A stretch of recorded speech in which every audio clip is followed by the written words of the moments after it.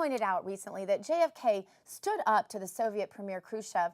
Ronald Reagan stood at the Brandenburg Gate and demanded Gorbachev tear down that wall. We all know about that. But now it seems that no one in the world is going to stand up to Putin, and I'm not sure, Colonel, that we understand how historic this lack of leadership is that is coming from the U.S. Can you help us understand the gravity of the situation we're facing today?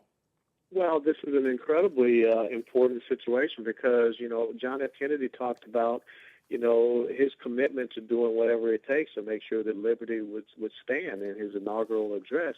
But yet we see a President Obama who talks as if, he flat out said this is not a zero-sum game and people need to stop acting like it is, and that Europe is not a battlefield between the East and the West when it has always been a battlefield between the East and West going back to the 8th century A.D. So I think that what you have happening now in the United States of America is that you have a president that shows no resolve. He shows no backbone. He shows no commitment to peace through strength. But most importantly, he shows that he is not willing to, be the leader of the free world. That has been the title of an American president for quite some time, especially after World War II when, we became a hegemon. And we became that beacon of liberty and freedom for so many people who were looking for a safe refuge from tyranny. And so when you think about Ronald Reagan and the words he said to Mr. Gorbachev to tear down his wall, now we have Vladimir Putin who sees an opportunity to restore that wall. And he has said that's one of the things, one of his great disappointments from the 20th century was. I know that you spend a lot of time in Washington, D.C., a lot of time with close friends that are serving our country as reputable, good leaders of this country. And there are some in Washington, D.C., thank God, still not many, but some. And I want to know from you the inside discussion of how dire is that situation and what will be the long-term outcome of the inaction on the part of our administration right now with Russia? Well, I will tell you that, talking to my friends and even some relatives that I have in the military, they're somewhat demoralized because they see a president that is not focused on their military readiness. When you have a Secretary of Defense that comes out and says we're going to gut our military capability and capacity, but yet what you see the policies that this president is, more concerned about are, lifting don't ask, don't tell, or saying that we're going to have women in the Army Rangers and Special Forces, or, allowing turbans, hijabs, and beards to be grown. What they see is a president that is more so focused on social egalitarian programs and policies rather than having a strong, resolute military. And, when you look at the rules of engagement that have continued on under this president, when you look at his real lack of concern. I mean, you fly. I mean, how many times did the president go and spend time with the troops in Iraq or Afghanistan? And when he makes it a wholehearted issue to, turn and depart these battlefields, and we see what is happening in Iraq, where the Al-Qaeda has returned to Anbar province, and you think about the blood and sacrifice there. You see it, the disrespect and disregard to our retirees and to veterans. So when you see the cuts that this administration wants to institute and implement, then, the men and women who have served in uniform and are serving in uniform don't feel that this commander-in-chief has their best interests at heart. And it was recently shown in a poll that was out about many of the troops who wish it was George W. Bush back. What do you say to those who say this is their problem? Russia needs to handle it themselves. The United States needs to stop getting involved in all these wars. I actually interviewed a veteran last week who said exactly those words. What do you say to those people? Well, what I say then is let's just pack up the flag and let's stop pretending to be, once again, a leader of the free world. Let's not be this beacon that people look to, because what is going to happen is there will come a point, and after every war, after World War I, we gutted our military, and you saw the rise of Nazism, fascism, and Japanese imperialism, and we had to ramp up again and fight World War II. After World War II, we gutted our military, and then we saw the rise of communism. And the first battlefield we had to embark upon was in Korea. So if we don't have this steady state where we maintain a strong military that's a deterrent, you're going to continue to have these despots and dictators and theocrats and autocrats that rise up to challenge us.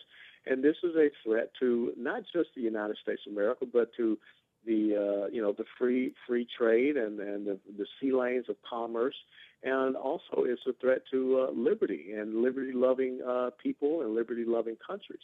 So what I would say is, if we want to continue to be in the position that we're in, there's responsibilities that come with that. If we don't want to, then let's lay down our arms and let's let the Vladimir Putins and the Xi Jinping over in China, Xi Jinping, and let them know that they can rule the world. Let Al Qaeda know that we won't stand in the way of their global conquest of radical Islamic terrorists.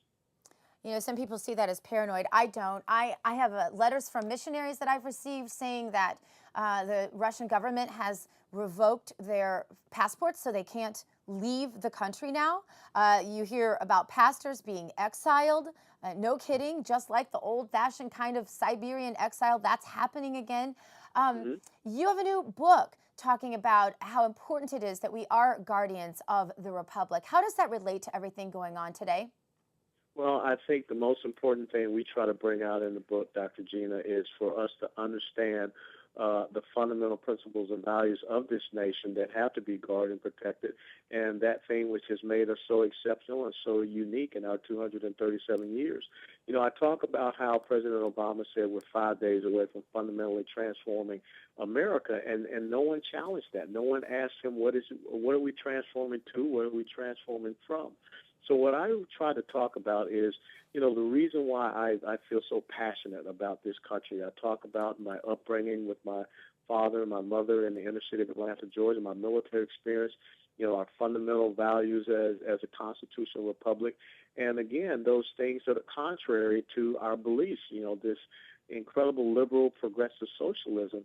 And I think that right now the American people are searching for leadership. The American people are searching for a better strategic vision that restores our economy, our energy security, which is an important part of what you see playing out over in the Ukraine and with Russia, and then also our foreign policy and national security to restore our respect and our regard and our influence across the globe.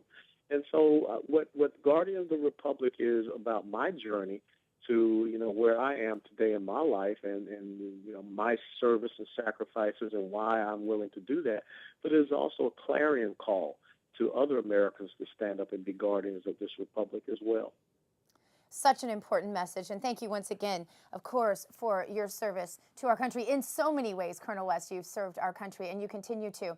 As we look down the road to these next elections, can you tell people what the most important factor they should consider as they go to the ballot box and begin to consider even presidential candidates for 2016? What are the most important factors that they should have in the forefront of their mind? I think that the American people need to go back and vote for servant leadership, people that are going to be citizen legislators, people that are going to go and serve them and the American interests and not special interests and not their own self-interest. I think that the American people need to go back to the basics and understand that leadership is about courage, it's about competence, it's about commitment, conviction, it's about character. I and love we need that. to, yeah. I love that. And we're almost out of time, so I don't want to cut you off, but I love that you said servant leadership. It's not the answer I was expecting from you, but it's exactly the answer I would think would come from you now that you've said it. Colonel West, thank you so much for being with us. We want to get you back on again really soon. We've got your book cover up there. I hope everyone will go get it. Guardian of the Republic. Thank you, Colonel. Thank you so much, Dr. Gina. All right.